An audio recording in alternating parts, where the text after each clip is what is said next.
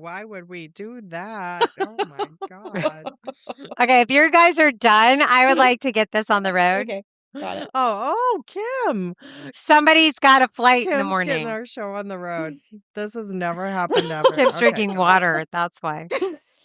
I wish I had a cocktail. And Lindsay's only had 4 drinks. I mean, she's basically sober. Now me, on the other hand, not so much. All right. This ought to be really good. Buckle up, literature fans. We're in for some boozy bookgasms today. Join 3 cousins creating a titillating headspace where steamy romance novels collide with strong cocktails. So, sit back, sip slow, and enjoy the ride. Welcome back, Boozy fans. I'm Jen. I'm Lynn. I'm Kim. We are here today to live out Lindsay's only wish, which was to complete the second book of a duet. I don't feel like it's a hard ask, you know? You're welcome. Yeah, thank you. Actually, all I wanted was for us to not read one book in a duet. Like, I just feel like that's not too much to ask, people. So today we are talking about The Devil's Advocate. This is the second book in the Devil's Playground duet by Ashley Jade. But before we take the elevator down to hell to join these two MCs, Kim, what are we drinking tonight? All right. Well, you may remember on our last episode, we did the Devil's Heart. It was delicious. It was nice. It was a little spicy. You had tequila, I had vodka. So today we are diving into The Devil Will Get You. Yes, it will. This is a different version. This one, which I love, has peach puree, Yum. some Ooh. lime, chili lime seasoning, such as like tahini. And you can, again, vodka or tequila. You know which way I'm going. Peach puree, lime juice, and a slice of peach right on top. It's basically a peach margarita is what we're going for. Yeah. It's delicious. It's got a nice sweet flavor, but the tahini on the side makes it a little spicy, kind of like this book. We had some sweet moments and we had some really spicy moments. So drink up, ladies. Cheers. Cheers. So as I said, we did book 1 in this series last week, and I would recommend going back and listening, but the truth is you'll have fun with us whether you do or not. So let's get started. We open this book with Damien. He is bribing / blackmailing David Covey, basically taking advantage of a terminally ill man who is currently running for mayor against his nemesis, Kane. And the poor guy has very little money left to his name due to an expensive campaign. He is about to die, and Damien tells David Covey that he will take care of his family financially. Damien is a billionaire, which is very handy in these books. Love that. He just needs David Covey to fix it so that Damien's the replacement candidate when he dies. And oh yes, he needs you to die the night of the masquerade ball that's coming up. It's well timed because there's some sort of funky rule that if he dies within X number of days of the election, they don't have to primary. They can just assign the new candidate. So he just wants like a path of least resistance. He could pick his predecessor. Did this ring true to you as something that could actually happen, Lindsay? Welcome to Kamala Harris and Biden when he quit and they just assigned her as the candidate versus running another primary. If it's too close to the election, they can do that. That did happen. All right. So this is going to happen for mayor in this little town also. In Podunk Town. I don't know why you said mayor like that, but feels offensive to the small town people. So okay. Yeah. Anywho, back to our story. Next, we check in on poor sweet little Eden. When last we left her, she had gone outside even though she had agoraphobia and anxiety and attended a masquerade ball only to find that the man she loves was dancing with another woman. The man she loves happens to be her stepfather, who is Kane. Gross. This was all arranged by Damien from our prologue in an effort to exact revenge on Kane for breaking his heart in high school. And, you know, almost setting him up to take a murder rap. Yeah. I mean, that. But mostly the heartbroken high schooler. I mean, if you want all the details. Listen to last week. Okay, fair. Last episode. Yeah. So Damien tricks Eden into going upstairs and finding Kane getting a blowjob from his dreadfully boring and drab fiance. Kane doesn't realize it's Eden at first because of the mask. They're at a masquerade ball. When he does realize, he tells his fiance Margaret to leave the room so he can take care of this. And Margaret says, this had better be the last time she has to deal with one of his whores. Eden is crushed when she realizes they are engaged. He tells her he didn't want her to find out this way. He says he warned her not to pursue this thing between them because this whole time he's been acting like, I don't want this, but it's happening anyway against my will. And she's feeling like I'm pressuring him into this thing. Also, Damien's been texting her as if he were Kane. So Damien's been perpetuating her interest because she thinks that it's actually Kane giving her all of this feedback. And as much as Kane is telling her this isn't me, Damien's like, oh, it's me, it's Kane. I really like you. But he's also going down on her 18th birthday. He's not helping the situation either. No. This poor girl. She really is like so tragic. He says he warned her not to pursue this thing between them, but then he starts leaning in and sweet talking her. And the next thing he knows, he's got a heart on again. And he makes Eden put her hand over it, and he tells her to get on her knees and finish what Margaret started. So gross. And finally, we get a little respect for Eden, who says, fuck off. Even naive little Eden knows she deserves better. Thank God. So he tells her he loves her, and he says, this just can't be, but I love you. She says, then why does this hurt so bad? And she leaves. So she is starting to question the only thing she's ever known, which is that she's obsessed with him. Kane is extremely inconvenienced right now with the missing reporter. If you'll remember from book 1, there was a reporter that pissed him off, and then she went suddenly missing, and the police are looking for her, and they're asking Kane where she is. The beauty of this is her mom is Kane's ex-girlfriend who was shagging Damien in the shed. Yeah. Her stepmom. And the stepmom is like, hey, where the hell is my daughter? And it's his ex-girlfriend. And he's like, she's fine. Blows her off completely. It's sort of like a gnat. It's this minor stressor. Like the police keep coming around going, what do you know? You were the last one to see her. And it's one of the stressors. And now we've got Eden. And now he's got this new fiance that's kind of a nag. And she's really annoying. And her dad's always there.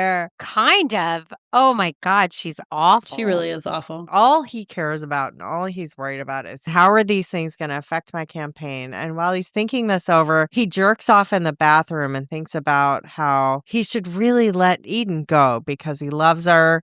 And he doesn't want to because she's like his faithful pet. It's just disgusting. Gross, yeah. He's a pig. This is really where you realize that he is just fucking awful. He's evil. He's sick, yeah. So Eden's sitting out on the terrace crying, and Damien strikes like an anaconda going for its prey. He's like, oh, this is my moment. They banter back and forth, and we find out that Damien owns the castle that they're in for the masquerade ball. He just kind of purchased it. This is very Gatsby. It is. It is a little bit. He is very rich and he comes in and buys the mansion so that he can like position himself in Kane's life and has this whole plan for Eden. That is a really good analogy. So they start kissing and Damien tells her, good girls get rewarded. And as she says, you clearly don't know me. He said, I know some things. I know today is your 18th birthday. And I know your mom, Karen Williams, died in a car accident last year. And I know you think her death was a blessing. And I know she kept you away from people and locked you up in the house like some kind of animal. And I know you're obsessed with a man who will never love you back. She tells him to go to hell as he's kissing her throat. And he says, it's a shame we're not on the couch in your living room, which is where she and stepdaddy Kane had inappropriate relations in book 1. So this kind of freaks her out. As it should. She's like, who are you? That was creepy. Like, how did he know that? We don't ever really know how he knew that. I'm sure he has cameras. He has been plotting this revenge for years. Long time. He was just waiting on Eden to turn 18. So she gets freaked out and she screams for help, and he covers her mouth and he dangles her over the balcony. She thinks he's going to kill her on her birthday, and she keeps thinking, like, this is my birthday and I'm going to die today. She tells him she hates him. She rips off his mask because she's like, if I'm going to die, I want to see the face of the man that's going to do this to me. And then she thinks to herself, how can someone so beautiful be so vicious? I mean, it's a fair question. Well, plus, like, he was turning her on. Well, yeah, this is very confusing for her because he's mean, but he's also hot. Damien convinces her that he's been hired by Cain to kill her and says that he will protect her. And she asks, why would you do that? All the while he's like finger banging her while they're having this conversation. And he tells her he wants revenge on Cain. He wants her help. And she agrees to do it, just, I think, out of, in that moment, confusion and desperation. She's pissed at Cain for the whole secret fiance thing. And so she is. So he ties her wrists to the railing and tells her to hold on because this is going to hurt because she's a virgin. Yeah, we remember that. If you weren't in the last episode, this is a virgin. She's 18 today. Happy birthday. She was saving herself from Cain, and instead she basically got raped. On the balcony. Lindsay, I don't know if I'd call it rape. This might be a time where we disagree. He does start to line it up, and she's like, what are you doing? And he says, I'm taking what's his. So he wants her virginity. Yep. Because he knows how badly Cain wanted it. She says, I don't remember giving you permission. And he says, tell me to stop. And she says, don't stop. So I feel like consent-ish. It's consent adjacent. There was not consent like 4 hours earlier when she thought it was someone else. And he knew she thought it was someone else. He did finger bang her in a coat closet. Pretending to be someone else. That was rapey. I'm not saying this wasn't a little rapey. As long as you acknowledge it was a lot of rapey. There was a lot of on the edge stuff here because she was so manipulated and so sheltered. And also in the category of that's not romance, that's a felony, I would say is when he injects her with a needle and she passes out. That seems wrong. Yeah. That was definitely not legal. Also disturbing if this was a real life situation. I'm stepping back with my popcorn for the movie. Okay. We're divorcing ourselves from reality. Interesting. Cain, meanwhile, is still in the bathroom jerking off. He hears a couple having sex on the balcony and he goes to watch. He's a perv. Because he's pervy. It's turning him on until he realizes it's Damien. And he walks up just as Eden is having an orgasm and passes out. And he's like horrified when he realizes Damien took her virginity. And it's exactly what Damien wanted. It worked out perfectly for him. Cain, he gets a text that his opponent, David Covey, just died. And he tells Damien, this isn't over. And he leaves. Bum, bum. Commercial. His stepdaughter, who he's the guardian of, and semi-love interest he keeps stringing along, is literally out on a balcony passed out, who's just, her virginity's been taken, and he just like leaves her there. He's got other stuff to deal with. No, he's a dick.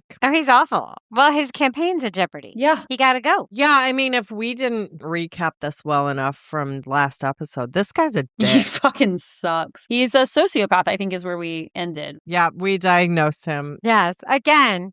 Boozy Bookasms MD. Paging Dr. Jen. Yeah. Eden wakes up tied to a bed in Damien's house. Oh, poor Eden. I felt bad for her the whole time. Yeah. She was manipulated. She was raped. She ended up with Stockholm Syndrome. Twice. There were so many things. And you're like, I don't care. It's not that I don't care. I just enjoy the story in spite of these situations. That's fine. We all have our moments. I'm just saying, like, this poor woman. Yeah, she's a little annoyed about being drugged, How dare clearly, her, and obviously. kidnapped, but not annoyed enough not to have sex with Damien. He's hot. She knows that she shouldn't want him.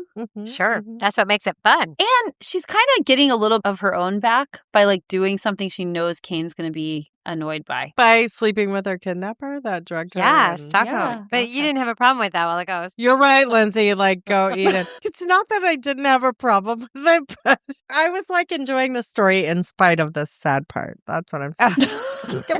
I'm just saying, I feel like she sort of gave Damien a little grace because she was trying to get back at Kane. I agree. And I think Damien was giving her power back. Mm-hmm. He was trying. I was giving him a lot of credit. He was building her up. He was mean and he was disrespectful, and he did kidnap and drug her. But he did it in a way where he had redeeming qualities. He did. I was rooting for him like from day one.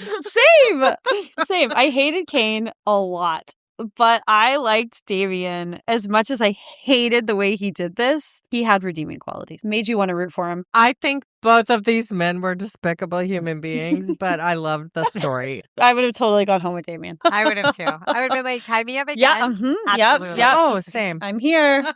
Damien tells Eden that he wants her to go to the funeral of the former mayor who just passed away that he kind of set up.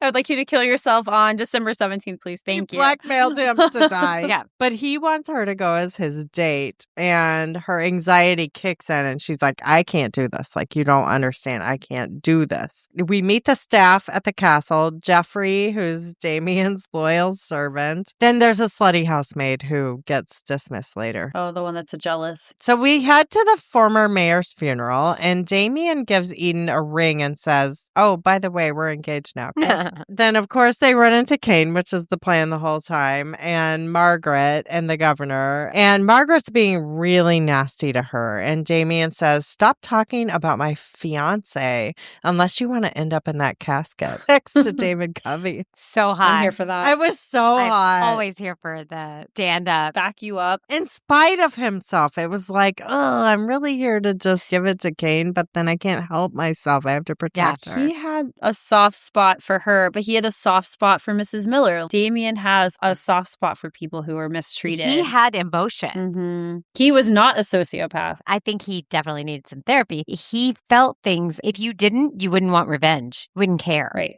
So he was very passionate. So the service starts and Eden is having a massive panic attack again, and she goes to the bathroom and Kane shows up in there and locks the door. So gross. They end up having sex in there. Oh, he's annoyed that he didn't get her virginity. Oh, yeah. And his thoughts are really disturbing. Like, she's a whore. She's the worst. She's not pure anymore. And you realize just like he's so selfish.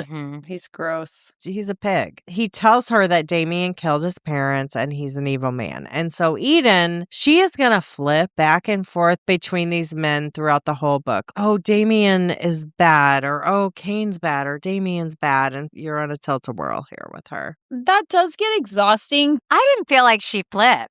I think she did. Especially through the first half of the second book. You can see why, because they're both manipulative assholes. And Kane is, and she's like for years has been obsessed with him. And he's played into this, like, I'm the only one here for you. I'm the only one that can take care of you. So it takes a long time for her to realize that he's a fucking dick. It's only been a couple days. Not very long. And this man that has been her only person, her North Star for years, meets her in the bathroom and explains everything that's been concerning to her and manipulates her. She's 18. Tells her he loves her, which is the only thing she's been waiting for, and then fucks her. But then he also tells her she looks like a whore. He did. Well, he fucks her, tells her he loves her, and then he's like, oh yeah, you look like a whore, and then walks out. He's got to knock her down a peg, always. He's got to keep her insecure. Oh, it's awful. There are men in the world that do this. So Damien is waiting outside the bathroom when she comes out. He asks her, did your stepdaddy use a condom when he fucked you in there? He totally knows what just happened. Me? She's like, what?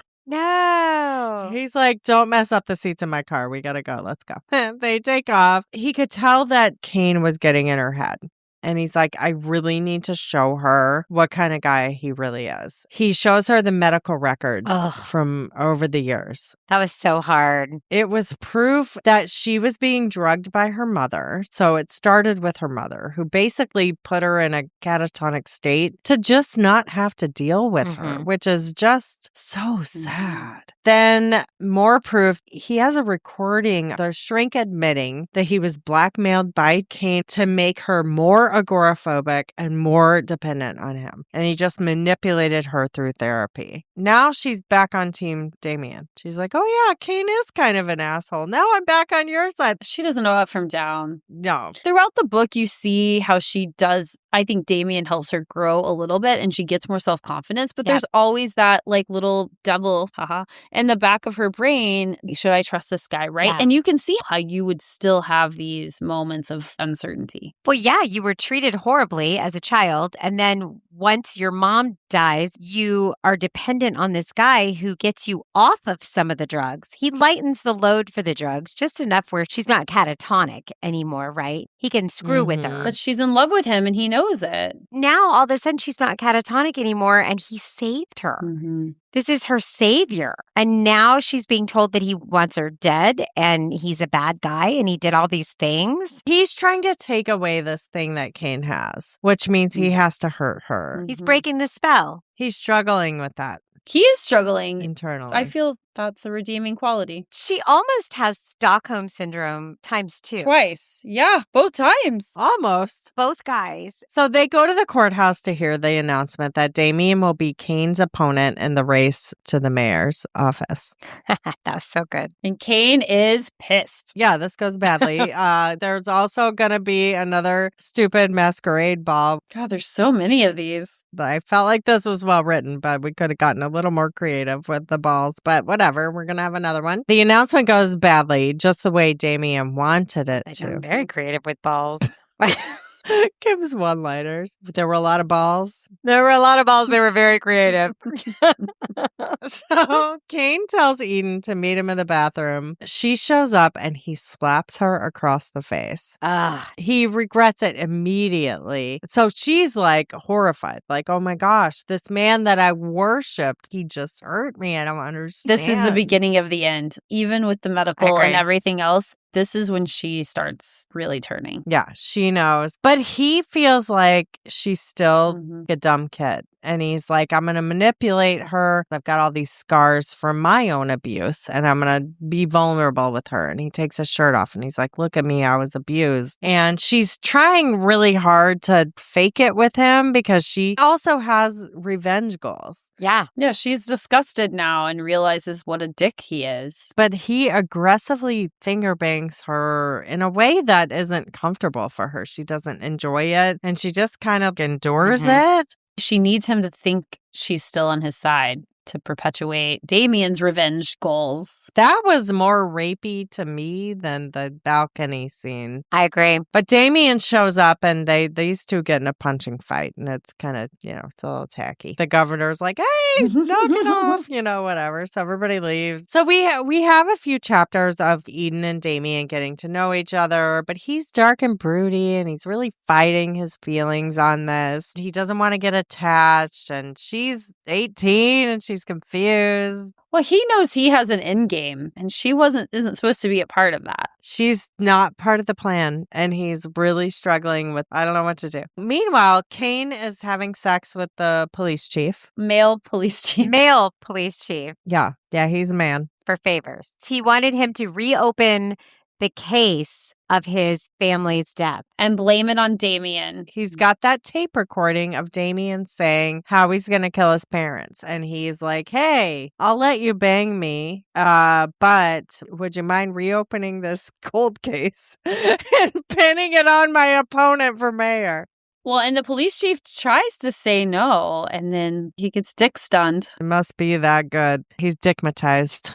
I've never heard that. You haven't? Oh, No. it's a thing. I feel like we've said that before. Taylor Swift, baby. Yeah, exactly. Meanwhile, we have debate night. Kane tries to manipulate Damien with a blowjob in the conference room, and Eden just happens to be walking by, and she sees... Planned? I don't think so. I don't think either one of these guys wanted her to see this. I thought Damien did want her to see it because he wanted to burst another bubble. Okay, so she walks by. All she sees is the blowjob. And then Damien pushes Kane off of him and kicks him in the balls. And he's like, fuck off, I hate you, whatever. And then he runs after Eden. Then she's feeling very betrayed. Which is fair. It's an awkward situation. She's super confused. He explains the whole backstory to her. He tells tells her about high school. He tells her about the betrayal. He tells her about the revenge plot. And he really fills her in on everything and is finally honest with her. He now has fallen for her and actually has like a heart and emotions and doesn't want her to feel that way. And he does, I think, Kim, you said it, like really just trying to build her up and get her out of this shell that Kane has forced her into. So off we go to another masquerade ball. Forgot there were so many. I know. There were 2, which feels like one too many. As much as all these people are sleeping with each other, I would think you would want a lot of masquerade balls. That's fair. You don't know who you're sleeping with. It's like a key party. What's that masquerade sex? Isn't it, though? How many people had sex the first masquerade? 3? Eden had sex with Damien in the coat closet, or Then on the balcony. No, that did happen. Margaret or whatever her name went down on Kane. and yeah. then That and wasn't then Eden masked. got railed on the railing. You know what? That should be like a bucket list. Be railed on the That's rail. Railed on a railing someday. I'm here for it. Let's go. So Eden tricks Kane into meeting her in the basement so that he wants to break into Damien's computer and steal his files. The first thing that is on the computer when he pulls it up are the pictures of him and the police chief So having good. sex, and he's giving him a blowjob. He's like, "What? This is photoshopped. Never happened. The worst. I can't even believe how bad this photoshopping is. This is terrible." And Eden's like, whatever. I think it's kind of hot. And she strips down to her underwear. And he's like, "Huh?" This is like a master plan between Damien and Eden to get him down there. Totally. Jeffrey's involved. I love that. She was like, if we could get some kind of way to shackle him to the couch, maybe we could get some ropes or something. And he was like, they're already there. They're already there. Damien's like, don't worry about it. I already did that. Personal use. She's like, tie me up next time. So she gets him over to the couch and shackles him under the guise of the sexual situation. And Damien walks in. She's like, "Thank God you're here. I almost puked." Because she's like so disgusted having to be sexual with him. Kane's like, "What?" Like he's so shocked. What do you mean? That this woman doesn't want him still. Damien hog ties Kane and lowers his fish tank down with a piranha in it. He tells Kane that he'd better tell Eden the truth, so his pants are down because he was about to do stuff with Eden. And he's like, "You better tell her everything or I'm going to put your dick in the fish tank with the piranha." They make him call Margaret, the fiance, and tell her he's going to go home sick so that she doesn't start looking for him. Then they say, "Start talking. Tell her everything." There's a few times where he's like, "Oh, whatever." And then they lead him forward. He's like, okay. He admits that he killed his dad and brother and framed the teacher. And Damien's like, "Who else did you kill?" And he's like, "Nobody." And then Damien puts his dick on the side of the fish tank without the piranha, like with the nice fish, the little tropical ones. He's like relieved. And then the tropical fish start nibbling at his dick. And I have to say, this isn't the same, but I was on a lake one time in a floaty. And my toes were hanging over. And these little sunfish, They have pedicures like that. They do in Mexico. it doesn't feel good or comfortable or fun. And I'm just saying, I can see why he gave in and admitted to the other On his murders penis. at this point. Especially depending on how small those fish were. They can get into some pretty remote areas. So the nibbling, it gets painful enough. And he says, "Okay, fine. I also killed Karen, Eden's mom." He says, "I only did it because Karen was abusive." And they're like, "Whatever." Damien's like, "Who else did you kill?" He's like, "Nobody." And then Damien releases the piranha and puts the penis back in the tank. I mean, this guy didn't need a penis. He was such a spineless asshole. We knew his time on this planet was coming to an end. Very limited. Yes. And I didn't hate that this was his final moments. So he's like, "Okay, fine. I killed Christy, the teacher, and her husband." He's like, I'm sorry. And he's overly apologetic about it. She's like, "What's up with him apologizing? He's already told me the worst." And Damien says, "Because Christy was your actual mother." Bum, bum, bum. As it turns out, Christy, the slutty teacher, got pregnant when she was very young and gave her baby away to her cousin Karen, who was a lesbian and wanted to have a baby. She needed a beard, basically. She thought she wanted to be a mom and then realized, like, she didn't. Too much work. Yeah. Christy thinks she's going to have time with the baby and help with the baby and have access to the baby. So the cousin skips town with the baby, and Christy's devastated. And blocks her legally from everything. Yeah, it's a closed adoption. Because she's an attorney. So Cain actually knew the whole time that he was marrying the woman whose cousin he murdered, and that he was in the house with the child whose mom he murdered. He knew this entire time who she was. He's just completely despicable. But Damien didn't know the whole time. No, Damien just found out when he came to town and started researching things. So story time's over. Damien wants to cocaine and be done, but he gets a phone call because the governor is dying of a heart attack in the middle of the dance floor of the ball that he's throwing in his home. And he's like, ugh, damn it, I gotta go deal with this. He ties Cain down. And he's like, Eden, come out into the hall with me. She's literally in a bra, underwear, and his suit jacket. And she comes out there. He's like, listen, there's a check for $25 million in your pocket and a plane ticket to Spain. And she's like, what? Stupid. Yeah. And she slaps him across the face and says, are you really dropping all this on me and leaving me to pick up the pieces by myself? And he says, you can stay the night and Jeffrey will take you to the airport in the morning. And he walks off and just completely crushes her. He thinks he's doing the right thing. He does, because he doesn't think he's good enough to love her. And he wants to take care of her. He's like, go be free, grow up, have a good time. Well, and 25 million softens the blow. A little bit. A little. But that doesn't really protect your heart. She went out of this horrendously toxic relationship into this toxic relationship, but actually kind of loves this guy for real, and he kind of loves her for real, and it does feel more real. And then she's let down again for like the 87th time in these two books. She got ping-ponged and she was treated badly the entire time. He has redeeming qualities, but he's still an idiot. Yes. Yeah. Agreed. So she's like, okay, fuck you. I'm going to go put my ball gown back on, which is in the room with Cain, who's tied down by the piranhas, right? She goes back in there and they get to talking, and he convinces her to untie him so they can stay the night together and they'll fly to Spain together in the morning. And we hear Cain think to himself that he's really just going to fuck her and then kill her. Yeah. The way she deserves. Because he's mad that she fell in love with someone else. At this moment, it's like, Eden, again, she's flipped. The flip-flop. I love him. I love him. I love him. I love him. We're thinking she's going back with Cain, thinking she's in love. And so they get back to the house and Eden is stripped down to her bra and underwear and they're about to have sex. He bends her over the desk in his office. He wants to pee on her the way he peed on Damien. This is a dominance thing that he wants to do. Yeah. So he actually pees into her underwear and then she turns around and stabs him to death. Love it. Murders him Love it. with no problem. Absolutely everything he deserved. And he deserved to be murdered with his pants down, thinking he had the upper hand. Fuck this guy. It was exactly perfect. Damien shows up. He's super proud of her.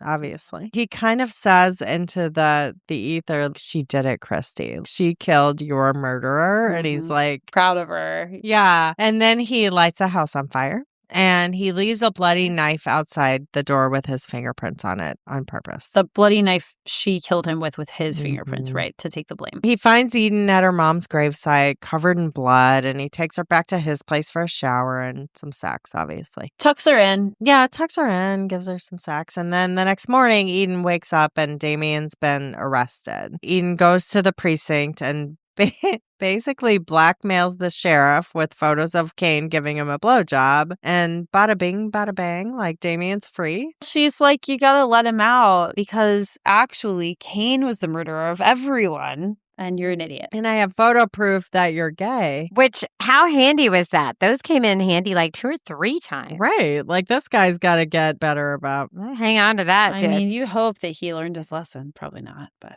He didn't.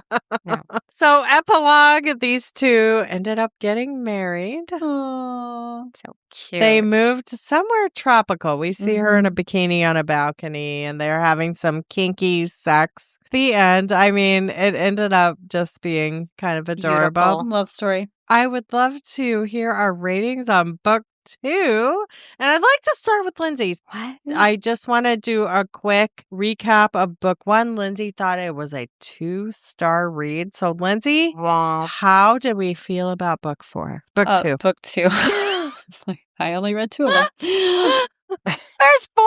Wine number 4 for Jen. Book number 2 for Lindsay. Book 2 redeemed the series for me. I did like it, and it pulled it full circle, and it made things make sense.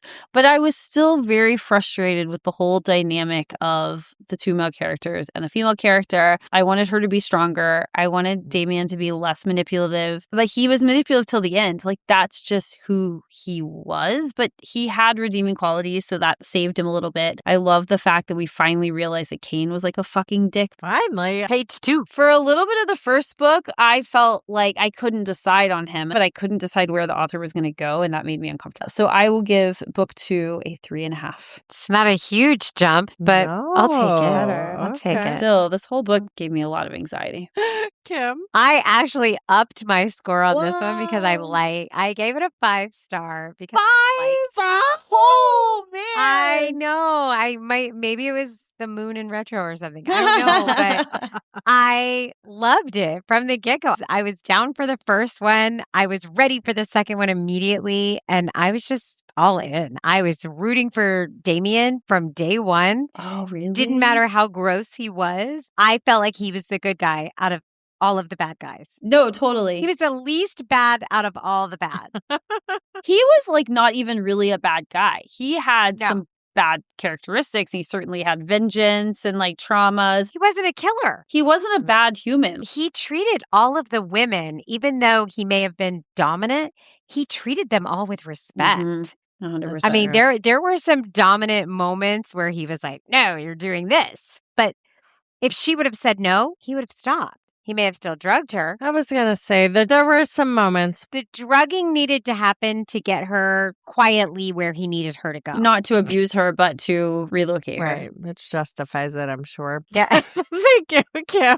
I enjoyed this entire journey. If you didn't listen to the last episode, I rated it 4 stars there. I'm rating it 4 stars here. I really liked this book, even though many of these tropes typically aren't my fave. No, they're red flags for you. This is shocking. This was just a really fun adventure for me, and I could divorce myself from some of the taboo things that normally would upset me because I was just here on the sidelines listening to the story. You're like a voyeur. I wasn't judging. I wasn't being asked to be too invested in the relationships. I just want to see what's going to happen in this true crime drama. It was pretty dark though, like for if It was readers dark. haven't read it. Like it's darker than a lot of the books that we read. It's not the darkest. It's not the that we've ever darkest. read. It is dark. It is very shadowy in Black Yeah. Hollow. Should have known. Feels very poetic. All right, Lynn, how did you feel about Spice? The sex was good. I liked the sex, so I'll give it a 4-star. Okay. Kim? I gave it a 5. Ooh. 5 and 5. Fun. Have we ever had a Kim 5-5? No, I don't know that no, we I'm have. usually pretty tough. This is your Again, 5-5? maybe the moon, maybe it's a spring forward moment. I don't know. The moon's in retrograde or whatever it's called? Maybe Okay. something.